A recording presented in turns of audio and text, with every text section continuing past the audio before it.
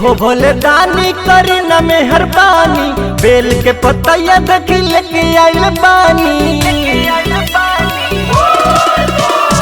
एहो भोले दानी करी न मेहरबानी, बेल के पतैया देखी लेके आइल बानी।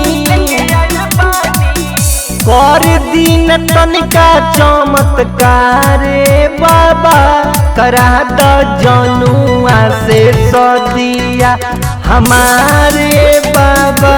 करा द जनुआ से सदिया इनकार बाबा, करा द जनुआ से सदिया।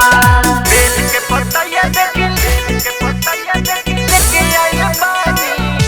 करा द जनुआ से सदिया इनकार बाबा, करा द जनुआ से सदिया। लाला सब मानवा में साथे लेके अइतिए बाबा, गंगा जी के पनिया तो हर चरण में चढ़ैतिए बाबा। लाला सब मानवा में साथे लेके अइतिए बाबा, गंगा जी के पनिया तो हर चरण में चढ़ैतिए बाबा।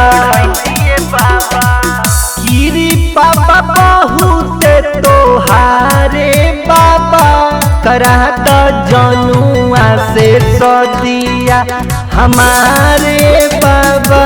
करा द जनुआ से सदिया इनकार बाबा, करा द जनुआ से सदिया।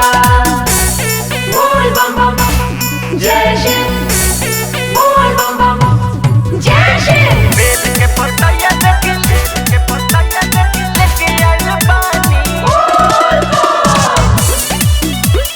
लेके आइल बानी।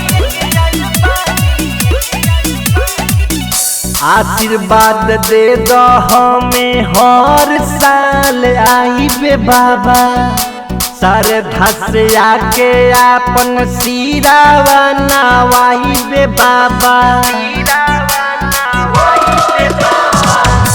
आशीर्वाद दे दो हमें हर साल आइबे बाबा, श्रद्धा से आके आपन सिरावा नवाइबे बाबा। कर दी गोविंद पविचारे बाबा, करा द जनुआ से सदिया हमारे बाबा। करा द जनुआ से सदिया